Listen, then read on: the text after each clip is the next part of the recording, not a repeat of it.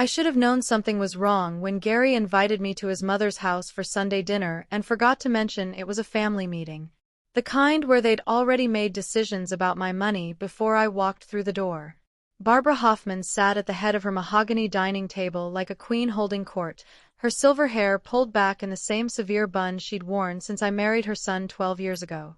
Around her, the usual suspects: Gary's younger brother Derek and his wife Vanessa, his sister Linda with her perpetual scowl, and Uncle Robert, who'd never worked a day in his life but somehow always had opinions about everyone else's finances. "Karen, dear," Barbara began, her voice dripping with false sweetness, "we need to discuss a family matter." I set down my fork, the roast beef suddenly tasting like cardboard. Gary squeezed my hand under the table, but his touch felt more like a warning than comfort. "The roof," Derek announced, as if I should have been expecting this. "Mom's roof is failing. The contractor says it needs complete replacement." "I'm sorry to hear that," I said carefully. "Have you gotten estimates?" Linda laughed, a sharp sound that bounced off the crystal chandelier. "Oh, we've done more than that. We've already hired someone." The silence stretched uncomfortably.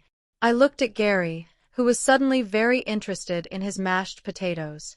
"That's good," I managed. "I hope you found a reliable contractor." $45,000, Barbara said, her pale blue eyes fixed on mine. "That's what it will cost to properly repair the damage those incompetent roofers caused last year." I blinked. "That's a significant amount."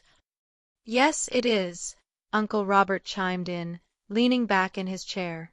"Which is why we're hoping you'll help us out." The words hit me like a physical blow.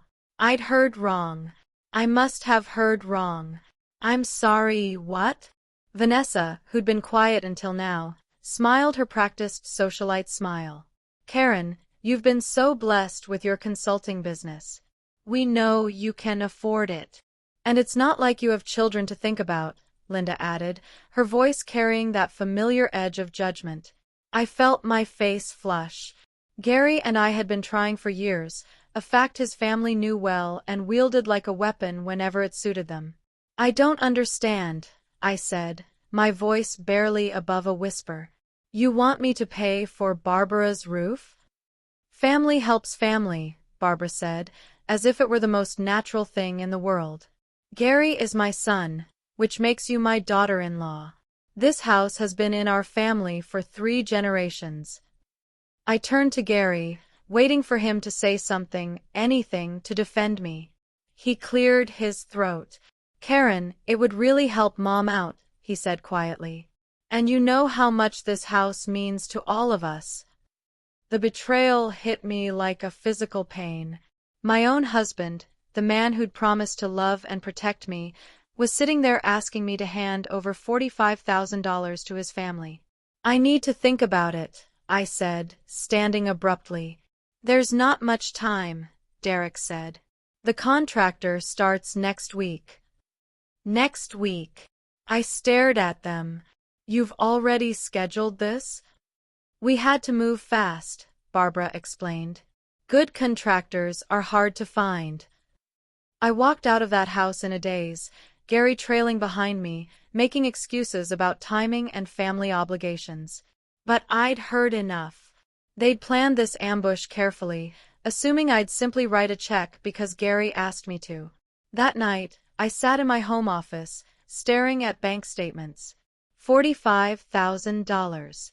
It was a significant chunk of my savings, money I'd earned through years of building my consulting practice from nothing. Money I'd been saving for the fertility treatments Gary and I had discussed, for the house renovations we'd planned, for our future. Gary found me there at midnight, still in my dinner dress, still staring at numbers. "Karen," he said softly, "I know it's a lot." "It's not your money," I said without looking up. "We're married. What's yours is mine, right?" I finally met his eyes. "Apparently what's mine is also your mother's, your brother's, your sister's, and your uncle's." He sat down across from me, looking uncomfortable. "They're not bad people, Karen. They just They see how successful you've become, and they assume. They assume I'm their personal ATM. It's not like that. Then what is it like, Gary? Because from where I'm sitting, it looks like your family planned an intervention to extract money from me. He was quiet for a long moment. The roof really is failing. Mom's been dealing with leaks for months. Then why didn't any of you offer to help? Why is it automatically my responsibility? Because you have the money, he said simply.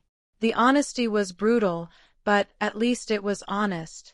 I wrote the check the next morning. Not because I wanted to, but because I loved my husband and couldn't bear the thought of his family seeing me as the selfish daughter-in-law who wouldn't help in a crisis. I drove to Barbara's house and handed it over without ceremony. "Thank you, dear," she said, taking the check with both hands as if it were fragile. "This means everything to us." I nodded and left without another word. The roof installation began the following Monday. I didn't go to watch, but Gary provided daily updates as if I'd invested in a construction project rather than simply paid for one. The contractor was professional, the materials were high quality, the work was progressing on schedule. 3 weeks later, Barbara called me directly. "Karen, we have a problem." The roof was leaking. Not just a few drops, major leaks that had already damaged the hardwood floors and soaked into the walls. The contractor had disappeared, his phone disconnected, his business address vacant. "I don't understand," I said, though I was beginning to. "The roof is ruined," Barbara said, her voice shaking. "Worse than before. The inspector says the installation was completely botched. We'll have to start over." "I'm sorry to hear that." "Karen," she continued, "we need you to pay for the repairs." I actually laughed. "Excuse me. This is your fault. You chose the contractor." "I didn't choose anyone. I wrote a check. You hired the contractor." "But you approved the payment," Derek's voice cut in. He was on speakerphone, of course. "You have some responsibility here." "I have no responsibility for your choices," I said calmly. "Karen," Gary's voice joined the conversation. "We need to fix this. Mom can't live with a leaking roof." "Then fix it," I said. "With your money." The silence was deafening. "You're being selfish," Linda's voice crackled through the phone. "This is family property." "No," I said quietly. "This is your property. Your problem. Your responsibility." I hung up. The calls continued for days. Gary pleaded. Barbara cried. Derek threatened. Uncle Robert left voicemails about family loyalty and moral obligations. Vanessa sent text messages about what neighbors would think. I ignored them all. Instead, I did something I should have done weeks earlier. I hired a private investigator. His name was James Mitchell, a former police detective who specialized in financial fraud. I met him at a coffee shop downtown, away from my office, away from home. "I need to know everything about the contractor my in-laws hired," I told him. "And I need to know why they really needed $45,000. James was thorough. Within a week, he had answers that made my blood run cold. The contractor was legitimate, too legitimate. His company was owned by Derek Hoffman, Gary's brother. The failing roof had been perfectly functional. The emergency repairs had been cosmetic work designed to fail within a month. The entire scheme had been orchestrated to extract money from me for Derek's failing business. But that wasn't the worst part. James handed me a folder filled with financial documents, bank statements, and photographs. "Your husband's been having an affair," he said gently, "with his brother's wife." The photographs were clear. Gary and Vanessa entering a hotel, leaving together, sharing intimate moments in restaurants across town. Bank statements showed payments to expensive jewelry stores, charges at high-end spas, weekend trips I'd never known about. "How long?" I asked. "At least 2 years," based on the evidence I found. I sat in that coffee shop, staring at pictures of my husband's betrayal, understanding finally why his family had been so confident I'd pay for their roof. They'd been planning this for months, maybe years. The affair, the business scheme, the family pressure, all of it designed to manipulate me into funding their lifestyle. That night, I didn't confront Gary. Instead, I called my lawyer. Eleanor Westbrook had handled my business contracts for years. She was sharp, ruthless, and completely without sentiment when it came to protecting her clients. I need to file for divorce, I told her. And I need to destroy the people who tried to steal from me. Tell me everything, she said. I did. Eleanor worked fast. Within days, she'd frozen our joint accounts, filed fraud charges against Derek's company, and initiated proceedings against the contractor for damages. The fake roof repair became evidence in both civil and criminal cases. But I wanted more than legal victory. I wanted them to feel the same humiliation they'd put me through. I started with social media. Barbara was proud of her social standing, her bridge club, her church committee positions. I created a detailed post about the roof scam, complete with photos of the shoddy work and documentation of the fraud. I tagged every mutual friend, every family member, every business associate I could find. The post went viral within hours. Local news stations picked up the story. Elaborate roof scam targets wealthy daughter-in-law became a headline that followed the Hoffman family everywhere. Next, I contacted Derek's business partners. His construction company had been bidding on municipal contracts, relying on his reputation for honesty. I provided evidence of the fraud to every city council member, every contractor association, every professional organization he belonged to. His business license was suspended within a week. But Gary and Vanessa's affair, that required a more personal touch. I waited until the annual Hoffman family reunion, the big barbecue Barbara hosted every summer in her backyard. The same backyard where the tarp-covered roof leaked steadily into buckets placed around the patio. I arrived uninvited, carrying a large box wrapped in bright paper. "Karen!" Barbara gasped, clearly uncomfortable. "What are you doing here?" "I brought a gift," I said sweetly. "For the happy couple." Gary paled. Vanessa stepped behind Derek, who looked confused. "What couple?" Derek asked. I opened the box and pulled out a large photo album. "Gary and Vanessa," I said, flipping through pages of surveillance photos. 2 years of happiness. Hotel visits, romantic dinners, weekend getaways. It's all here. The silence was absolute. Children stopped playing. Conversations halted. Every eye in the yard focused on the photographs I was displaying like a presentation. "Karen," Gary started, but I held up a hand. "I thought everyone should see how committed Gary is to family," I continued. "How he supports his sister-in-law through difficult times. How Vanessa appreciates his dedication." Derek's face went from confusion to rage to devastation in seconds. He grabbed the album from my hands, staring at pictures of his wife and brother embracing. "You bastard," he whispered, then lunged at Gary.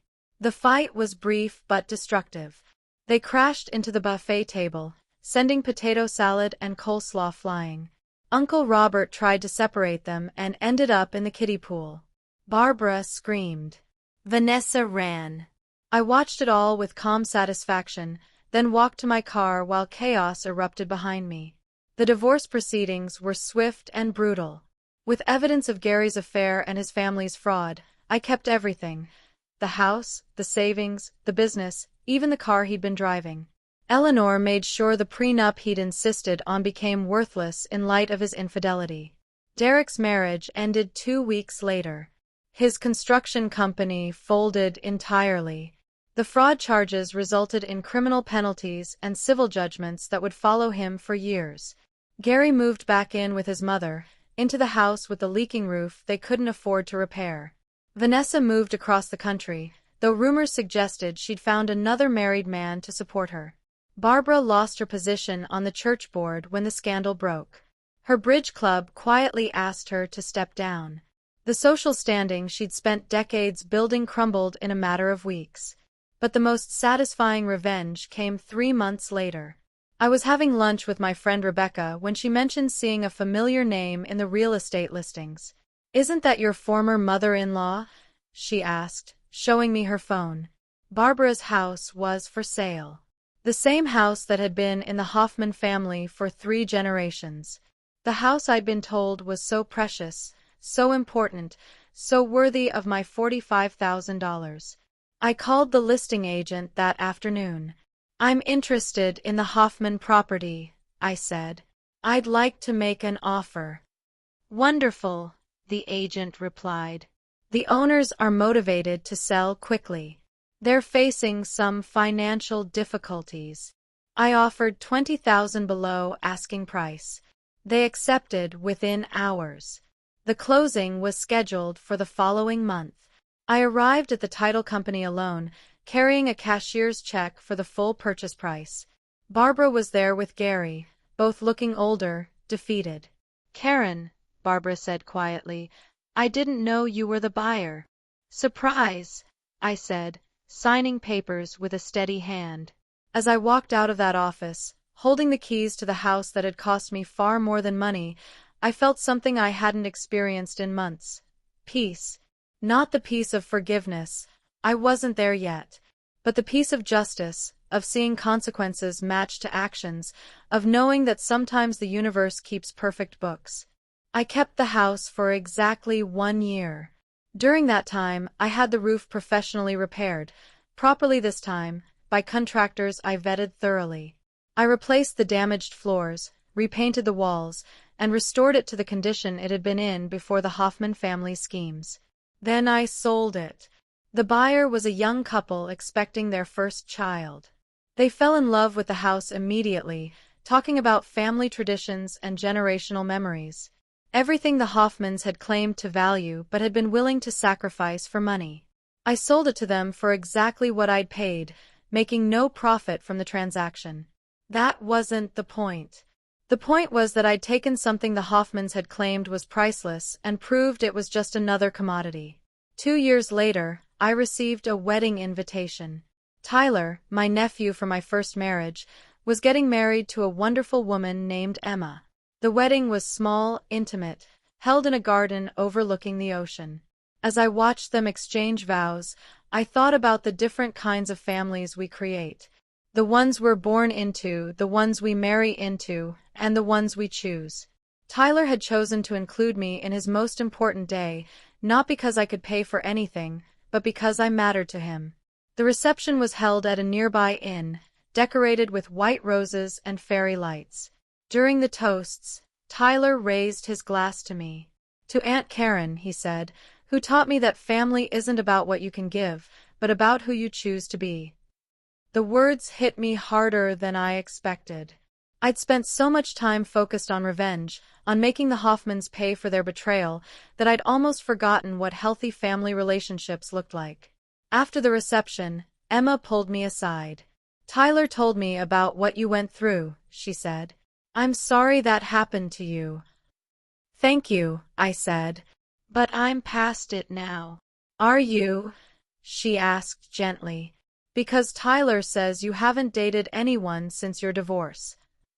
I started to protest, but she continued. "He's worried about you. He says you've built walls so high that no one can get close." Her words stayed with me during the drive home. Had I let the Hoffmans' betrayal turn me into someone I didn't recognize? Someone who valued revenge over connection? The next morning, I made a decision that surprised even me. I called a therapist. Dr. Rachel Chen was nothing like I'd expected. She was young, direct, and completely unimpressed by my story of elaborate revenge. "So you got back at them," she said after I'd recounted the entire saga. "How did that feel?" "Satisfying," I said. "And then?" "Then empty." She nodded. "Revenge is like sugar. It tastes good in the moment, but it doesn't nourish you." Over the following months, Dr. Chen helped me understand the difference between justice and revenge, between protecting myself and punishing others. She helped me see that while the Hoffmans had wronged me, I'd let that wrong define me for too long. You won, she said during one session. You got justice. You protected yourself. But you also lost something. What did I lose? The ability to trust. The willingness to be vulnerable. The openness to love. It took another year of therapy, but eventually, I began to believe her. I started small, joining a book club, volunteering at a local animal shelter, accepting invitations to social events I'd been avoiding. Gradually, I let people back into my life. And then I met David. He was a veterinarian, recently divorced, with 2 teenage daughters and a dog named Buster who had 3 legs and unlimited enthusiasm. We met at the animal shelter where I'd been volunteering. You're good with the cats, he said one Saturday afternoon as I was cleaning kennels. They're honest, I replied. If they don't like you, they let you know immediately. He laughed. People could learn from that. Our first date was coffee, nothing fancy. He told me about his divorce, about his daughters, about the challenges of starting over at 50. I found myself telling him about my business, about Tyler's wedding, about the house I'd bought and renovated for strangers. I didn't tell him about the roof, about Gary, about the elaborate revenge. That story belonged to my past. 6 months later, he proposed. Not with a grand gesture or a public display, but quietly, over dinner at the same restaurant where we'd had our first real date. I love you, he said simply. Not because you're successful or independent or because you can take care of yourself. I love you because you're kind when you could be hard, because you're generous when you could be selfish, because you choose to trust even though you've been hurt. I said yes. The wedding was small, held in David's backyard with his daughters as my bridesmaids and Tyler walking me down the aisle. No elaborate ceremonies, no family drama, no hidden agendas. Just 2 people who'd found each other later in life and decided to build something together. As we exchanged vows, I thought about the woman I'd been 3 years earlier, angry, hurt, focused on making others pay for their betrayals. She'd been justified in her anger, but she'd also been trapped by it. The woman I'd become was different. Still strong, still independent, but open to love, to trust, to the possibility that not everyone would disappoint her. During the reception, Tyler raised his glass again. To Aunt Karen, he said, who taught me that the best revenge is a life well lived. This time, I knew he was right. Gary and I never spoke again. I heard through mutual acquaintances that he'd moved to another state, that he'd remarried, that Barbara had eventually found a small apartment in a senior community. Derek rebuilt his business slowly, honestly this time, though he never achieved the success he'd once had. I hoped they'd found peace, but I no longer needed to know. My life was full. David and his daughters, my business, the volunteer work, the family Tyler and Emma were building. I had learned the hardest lesson of all, that the people who hurt us only have the power we give them. The Hoffman family had taken my money, my trust, and 2 years of my life. But they hadn't taken my capacity for love, my ability to build new relationships, my willingness to try again. In the end, that was the greatest revenge of all. Not the schemes that brought them down, but the life I built after they were gone. A life they could never touch, never diminish, never take away. A life that was entirely, completely mine. Thank you for watching. Did you enjoy this story of family betrayal and epic revenge? Subscribe to Family Stories Daily for more incredible tales of justice, and share your own family drama experiences in the comments below.